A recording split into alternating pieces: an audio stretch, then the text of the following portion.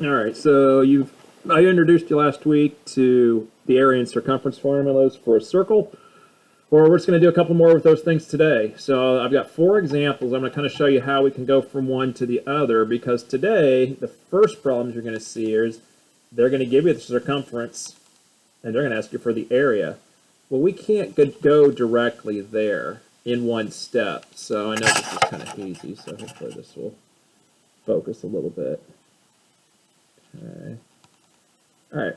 So what we have to do is we have to solve the circumference formula for the radius.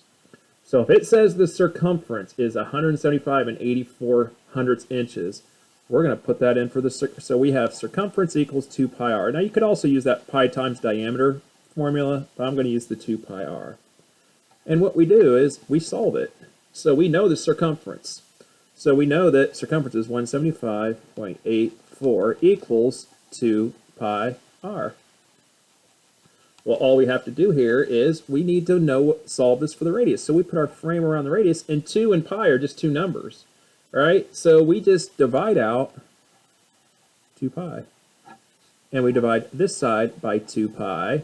Now, if you put it in your calculator, 2 pi is actually equal to 6.28. 2 times 3.14. So if you take 175 and 84 hundredths, basically, or any circumference, and you divide it by 6.28, you're going to get your radius. Okay? And then I'm not going to go to the area. I'm just going to show you how you get the radius. And this is the one step that you have to do. So if you take in the calculator, so I'm going to get out my calculator and take 175.84 and divide it by 6.28, I'm going to find, if I can put that in correctly, that my radius is 28. So now that I know that my radius is 28, well, now I can go to area equals pi times radius. Okay? And now you can get the area. Or you can get the diameter. You can get any of them. But the key is that you've got to solve this circumference formula for the radius. And that just is simply as dividing both sides by 2 pi. That gets your radius. All right, so let's do one more on this side. So this one says the circumference of a circle is 69.08 feet. What's the area? Well, let's get the radius first. So we're just going to put in, use again our circumference. We're going to use this formula.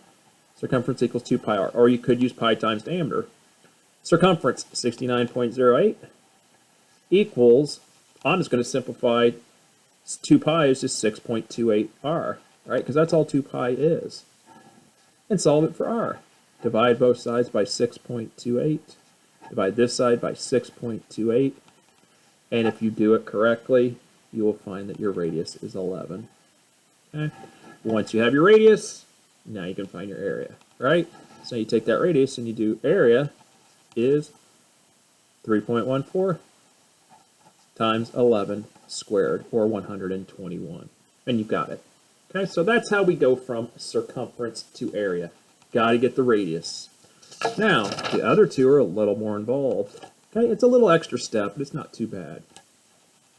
Now we're going to go from the area of a circle to the circumference. So we need the radius again. So again, we're going to use this area equals pi r squared, and this is where our work on the Pythagorean theorem is going to help, okay, when we solved it. So now we know the area.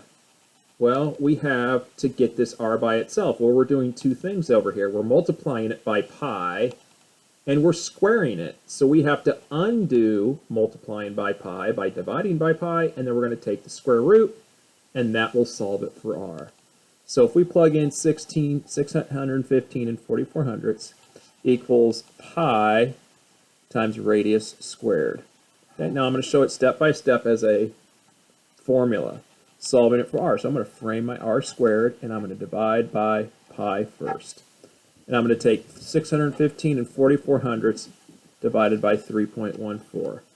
So I'm going to put that in my calculator and see what I get. So I'm going to take 615.44 divided by just 3.14, right? Don't make it crazy, is 196.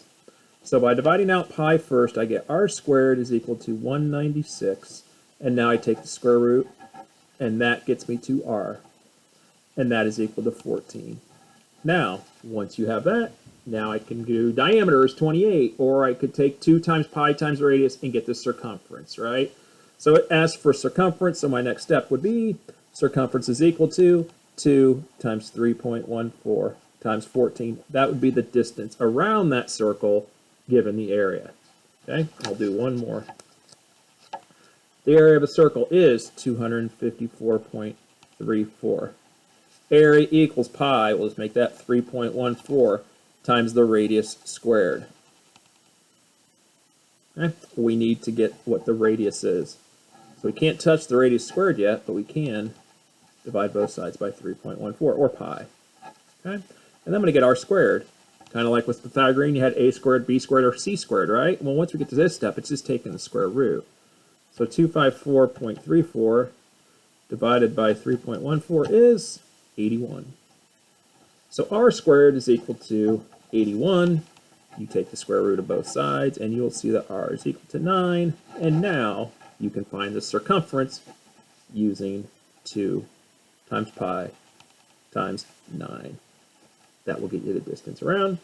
That is your 6-minute video lesson.